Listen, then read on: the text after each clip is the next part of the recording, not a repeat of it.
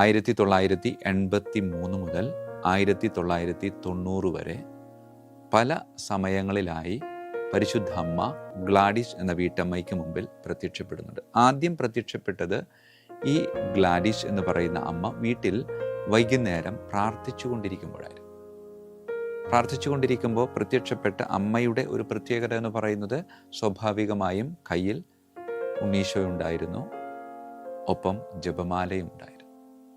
ഈ അമ്മ ഈ മകൾക്ക് നൽകിയ സന്ദേശത്തിൻ്റെ പൊരുൾ എന്ന് പറയുന്നത് ജപമാല ചൊല്ലുക, മാനസാന്തരത്തിലേക്ക് തിരിച്ചു വരിക എന്നുള്ള പൊതുവായ സന്ദേശങ്ങൾ നൽകുന്നുണ്ട് എങ്കിലും വളരെ പ്രധാനപ്പെട്ട ഒരു സന്ദേശം നൽകിയത് വിശുദ്ധ ഗ്രന്ഥത്തോട്, ദൈവവചനത്തോട് താല്പര്യമുള്ള മക്കളായിട്ട് ജീവിക്കുക.